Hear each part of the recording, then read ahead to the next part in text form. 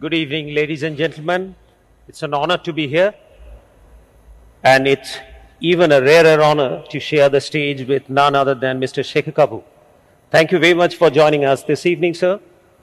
And I think to start with, we must congratulate you on winning the Padma Bhushan, the third highest honor of the country. A big round of applause for it. Oh, he's got it there. Well, we would straight away jump into the topic. You know, we've seen since maybe 4000 BC, when wheels were invented, then you had telephone, printing press, and then the internet, steam engine in the 18th century, 1876 telephone.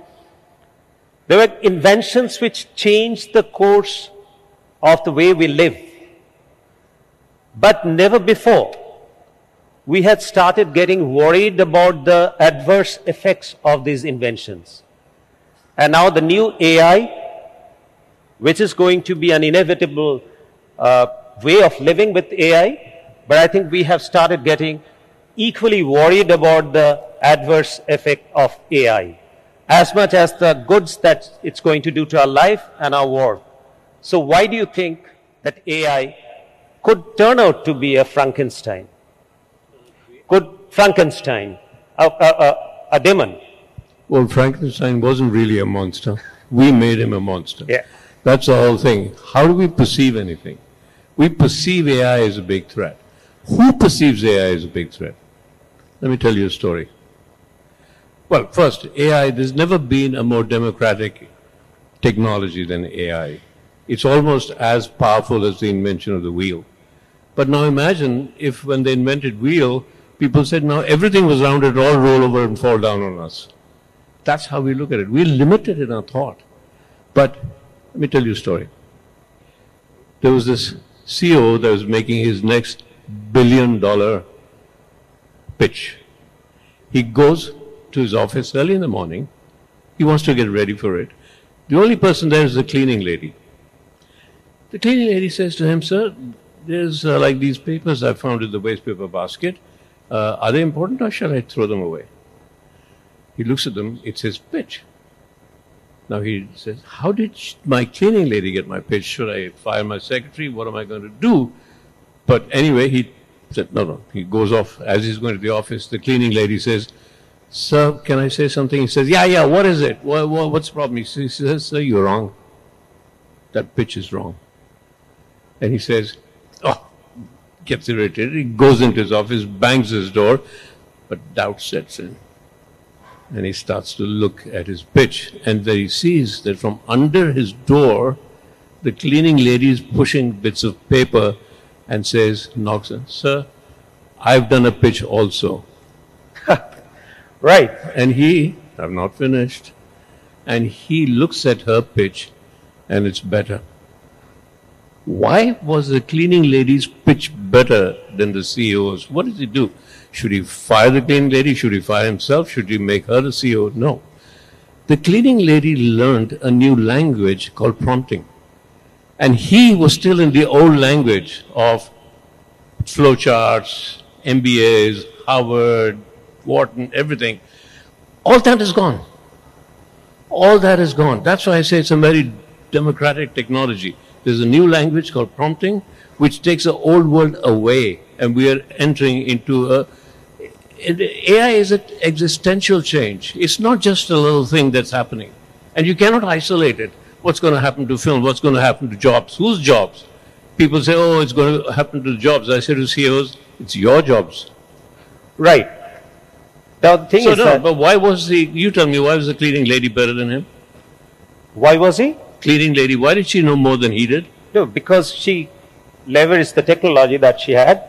Because she didn't have to learn this. Yeah. But the thing is that I would also She wasn't chained by the past. Right. But cleaning lady possibly would not be able to execute those plans which she has submitted. That will be the CEO's job to do it.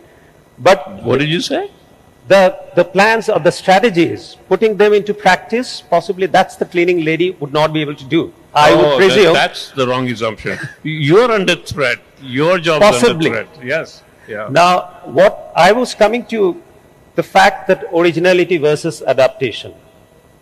Is there a thread there in our field, in the field of media and entertainment? Would originality be one of the victims of AI? You can take the example of Nilesh, your cook, who has produced your the Masoom 2 script. Now that seems to be quite up there, what one can develop from there. Well, here's the story of Nilesh, if you really want to know.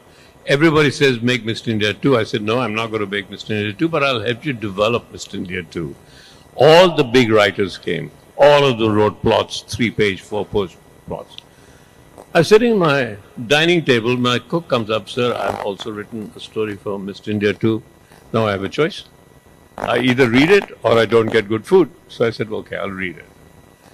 And I read it. It was the best. My cook wrote the best new plot for Mr. India 2, and I said, where did you get this from? He said, sir, well, you sit on ChatGPT. Not ChatGPT gave me the plot. So now your question is, are we losing originality, or is my cook, who's never written anything in his life, gaining something? He'll never go back. I'm very afraid that I'm going to lose him as a cook, because he's found ChatGPT. He's found a way.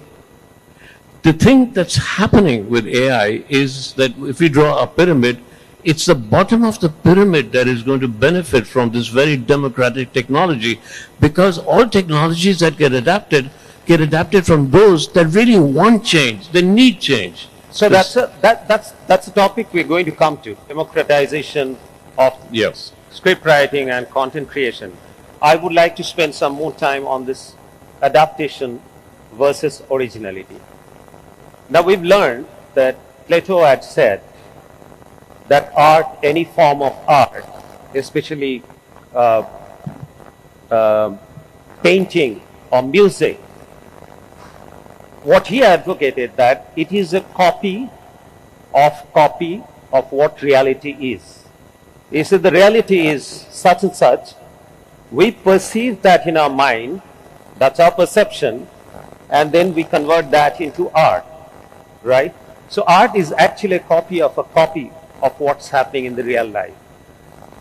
Now, I understand that if you feed enough data to AI, he would be able to copy life to a large extent. But the script that Nilesh wrote, you also found some shortcomings in the script. So I would like you to share with the audience that what were the shortcomings of the script. Let's not get overwhelmed by human originality. I'll tell you where it comes from, but first let's understand. Let's take people, how many of you make series? How many of you actually watch television and watch series? Which of you don't? Okay, there'll be no hands. I had a meeting with one of the very big channels the other day, and I realized that they decide, their computers decide what they want to put out next, right? There's 7 of them sitting there. 7 of them are sitting with notebooks and saying, yeah, this, they'll put in the computer. Their computer is also looking at data that has already happened to put in next. And I said, you know what? You guys should lose your jobs. There's 7 of you that are doing nothing. What you do in 1 month, AI can do in 5 minutes. It can predict everything. What do we do when we watch series? We love the characters. We like the characters to move in a certain way. We understand how the plot moves. AI can pick all that right up, right like that. It'll give you the next 10 episodes in 5 minutes. So they're out of a job. That's what the Hollywood strike was about. Yes, of course, we have to understand that AI scrapes things.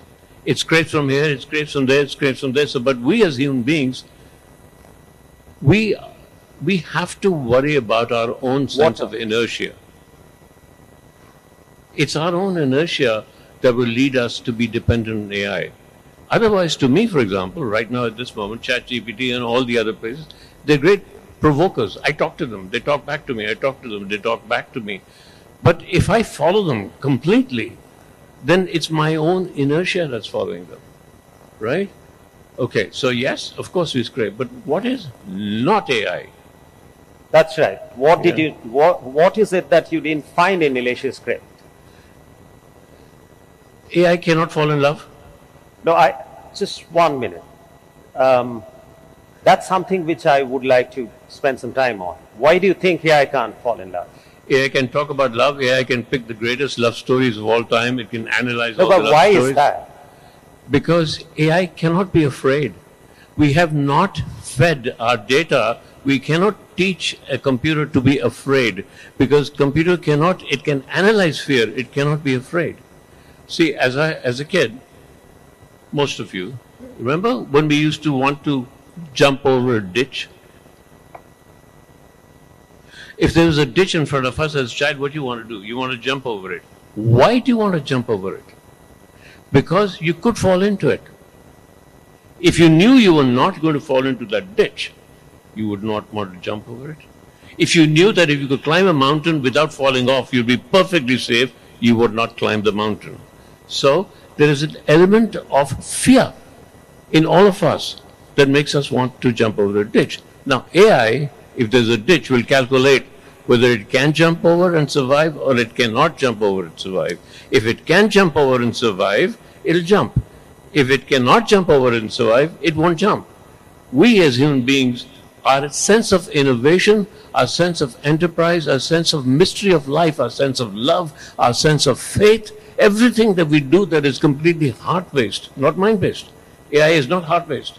Everything that we do emotionally and heart-based, AI cannot do because that's not the data we feed into it. Look, I would just like to spend Am I some time right? there. Is he just arguing with me for No. nothing? Right?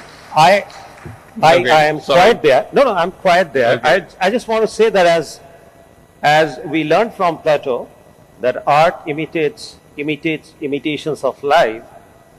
Down the line, Oscar Wilde also had said that the life learns more from art than art learns from life.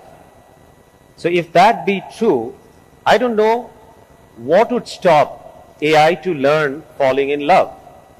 Finally, it is the experience that it's gathering. Like for instance, on that context, I would also like to tell you that I often had asked my actor friends, how do I know when you're emoting, whether you are acting or that's real? You're such a good actor, whether you're really angry or you're showing that you are angry. How do I know that in normal life? So therefore, I don't know. That happens with human being also. So human being might be expressing love, but because of their career, their work, they are trained to express love also. So why can't you train AI? What was your first question? Then I'll come to the That's actor. a question. Why can't AI fall in love? Why can't you give the data Okay, to let's AI just that it will fall in love? Stay with me for a moment. Let's accept that life exists because it's a mystery, right? If it wasn't mysterious, if life was not mysterious, most of us would just kill ourselves. If life was if tomorrow was exactly told you this is what tomorrow is going to be, tomorrow has no validity if it's not a mystery, right? We wake up in the morning and say, oh my God, what's going to happen today? Oh, I know exactly what it is. This is going to happen, and this is going to happen, this is going to happen. Most of us wouldn't exist. Because life, the idea of life only exists because there is a mysterious idea there. There's some kind of mystery, unknown, uncertainty.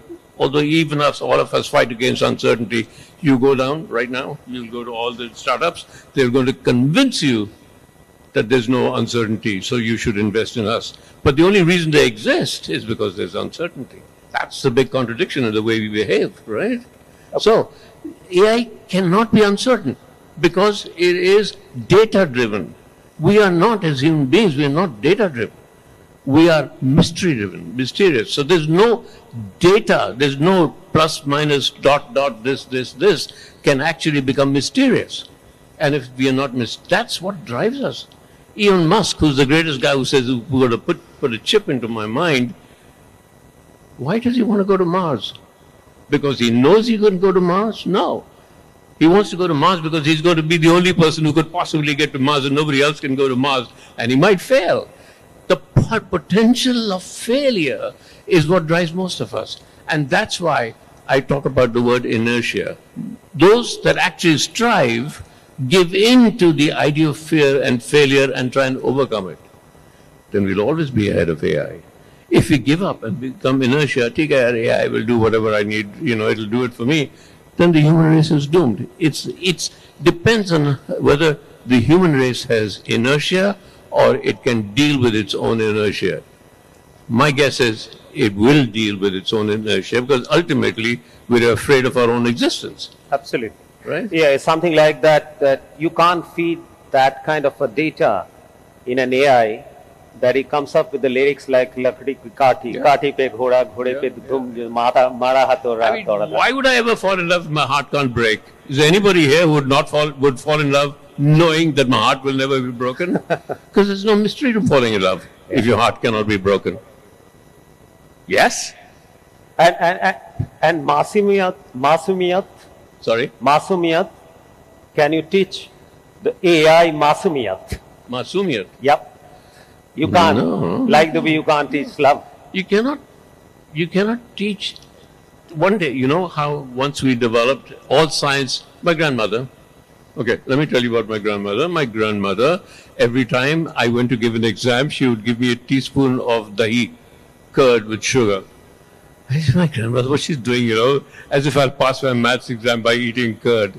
Now, science is telling me that she was feeding my gut brain. She was right. There's a new aspect of science that is just coming up which says that the heart sends more messages to the mind, to the brain, than the brain does the mind, which means it's not like when you're falling in love and therefore the mind sends a message and your heart beats faster. No, the heart beats faster and that's how the mind knows you're in love. There's a difference. And as we develop that science, it's science, between the mind and the heart, we'll realize that AI belongs here. Because AI also, the mind is the one that says there's a past, present, or future. The heart doesn't. The heart only deals with what is. This moment, that's it. And it's gone. Now it's gone. Right? So, the AI cannot do that. Right. So, why do you think then there's that Hollywood writers, script writers, etc., they went on strike? So what were they trying to showcase? No, they went on strike because they realized that what was being asked of them, actually AI can do. It's what's being asked of them. They're asked to write the next 10 episodes of a series that have been going on for 10 years, right? What's being asked of them is make it a little different, but stay with the same character, shift the character slightly, bring in something here, bring in something there. AI can do that like this. So the script writers, the writers went on strike not because they're saying AI will take away all originality from us. What they're really saying to Hollywood is, you are not original. You are not asking us for originality, because if they were really asking for the unexpected, AI won't do that, cannot do that. So inertia, that's what I'm saying. Yeah, inertia. So in our behavior, in the corporate behavior, how many of you work with corporations? And how many of you accept that you find a lot of inertia in the way corporates go? Yeah, completely. The moment you form a corporation, please tell that to all the startups, you are creating inertia, your biggest fight. And AI it takes inertia out of the system. So it goes like this. So basically, if you're not good enough, then AI might replace you. Sorry? If you're not good enough, AI might replace your work. Or if you're sensible enough, you let AI do you. What is it? Right. If you're not good enough, let AI you do it. People have asked me, describe AI. Describe an organization. You run a huge organization. Describe, and I'm saying the pyramid is going to be destroyed. What I'm saying is that AI is taking inertia out. It's stamping on the pyramid. The pyramid is now flat. Who runs it? Who's the CEO? Who's the cleaning lady? Who is in? How are these organizations going to run? See, I'm getting away from film because the reason I'm getting away from film is because storytelling changes as the world changes. Yeah. We tell stories as the world is, right? If the world is going through an existential change, then there has to be an existential change in the way we tell stories. So, you know what's called the murmurings of the sparrows? You've seen those hundreds of birds, sparrows, flying, and suddenly hundreds and thousands of them will suddenly shift, like as if they were one, but they're not one. There are hundreds, there are thousands of sparrows. How does that work? Who decided, and they shift in complete unison almost immediately. No inertia. How does that work? We have to understand that idea of an organization.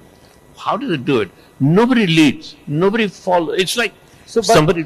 But they say that agentive AI can even enable that down the line, Shekhar Kapoor and Barun did not be here to have this conversation. They will have the agentive AI of ours and the conversation will carry on. Barun, as long as you're afraid, you're fine.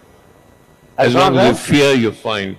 As long as you can fall in love and say, oh God, I'm in love now, what do I do? What do I do? This whole expression of what the hell do I do is a mystery. As long as you're there, you're human and you're fine. You'll beat AI. If inertia, oh God, it's okay. Whatever happens, it's okay. Then you lose to AI. Anyway, I'm trying to accelerate my retirement with or without AI. So that, now, you also have spoken about democratization of technology and your Dharavi project, QK. Would you like to share some bit of Dharavi project with us? Well, we've been talking about it. I'm saying that AI is the most democratic technology we'll ever had. A.R. Rahman, is he here? He said he would be here. You see, he's cheated me and run away. I would never run away from his sessions. He runs away. But we've been running a music school in Dharavi. Universal joined us, where we teach kids in Dharavi rap and hip-hop, and some of them become very big. we are now starting a film school for the slum kids of Dharavi who are 11 and 12 to teach them filmmaking through artificial intelligence. Very nice. Excellent. Excellent. Finally, Shekhar. Because they can learn, we can teach them prompting, right? And then they can make their own films. They don't need to go to a film school or a camera. They'll create films out of prompting. Finally, Shekhar, this is another very my personal question when I observe the way things are happening. You know, this year in Oscars, Adrian Brody, he got the Best Actor prize, despite the fact that he's used AI to get his Hungarian accent. So Oscar has made it very clear that you can leverage AI, as you were saying. But will such a scenario come? You see, most of the actors of today, they possibly do not know what their AI version, their AI rights can do. When you're talking about an original movie, that's fine. But let's say if you're making a movie, most of the movies made out of mythical stories in India, you see most of them do very well. So an actor X, his movie is going to be released on that Friday. If I know the usage of AI effectively, I get to know about the movie released today, and the movie is to be released next Friday. I can create an AI version of the same movie because nobody has rights to the story. It's a mythical character, and release it on the same day when the blockbuster is supposed to be released. What happens in that scenario? It's a deeper question, but let me answer it one by one. Almost every actor I know is copywriting themselves. So Tom Cruise, you cannot suddenly use Tom Cruise in an AI movie because Tom Cruise has copyrighted himself. Anil Kapoor has copyrighted himself. Every actor of anything has copyrighted themselves. Can I copyright Mr. India? Everybody's seen, I assume. Yeah. Can I copyright Amrish Puri? No, I can't. I'm not Amrish Puri. I don't even own his estate. Can I copyright Mogambo? Exactly as it is, I can. Right? If I own that. No, but I'm talking about deep fake. I'm not talking about the legitimate copywriting. It can just destroy the industry. Yeah, deep fake is a problem. Nobody's saying it's not. Of course, deep fake is a problem. But should we boot AI out because it can create deep fake? No, you should never take AI out. No, there's huge... I agree. I mean, there's that. We just, actors need to protect themselves against that. But my guess is that we'll soon not need stars. Actors are going to be stars, are going to be out of a job because AI will create its own stars. If I create a character on AI, let's face it. Walt Disney did that years ago with animation. Years. 100 years ago, Walt Disney did it with animation. He created stars, right? And they still survive. AI will create more human-like stars. And I can create a star on AI. It'd be my copyright. And very soon there'll be a whole slew of an idea of AI movies that will have a girl or a boy or a man or a woman that I've created through AI that will be my copyright. In fact, now it's happening more and more. A lot of the influencers that you see are not human. They're AI created. So why can't we have films with actors, characters who have become stars because we've created them on AI? So actors will find that there's big competition now from AI creators. So I don't need Amitabh Bachchan. I'll create my own character. I don't need Shah Rukh. I'll create my own character. And if I'm good enough, I'll create a character that the audiences will love. And then I have my own character. So AI is a completely different idea. I'm not saying that AI will overcome, you'll see theatrical, but TikTok, you don't see in theater, you don't see it. Everything, every new technology creates its own way of audiences looking at it. It creates its own view. It creates its own culture of viewing. AI will create its own culture of viewing. It may not be theatrical, but how many? Theatrical is only 2% of the world's consumption of media today. 2%. That's all it is. Right. Shekhar, it was fantastic talking to you. By and large, you're okay with AI now? Yeah, I'll tell you what. Yeah. I am. Thank you. Thank you. The subject of AI is just warming up. So far, whatever we have spoken, there's something that we haven't yet been able to create through AI is extension of our life or time. So the time is always limited. So I've been told that we've run out of our time. Yeah, that's fine. That's fine. I'm going to say one more thing while you say, before you say thank you. One second. There are mathematicians here? There are scientists or physicists here?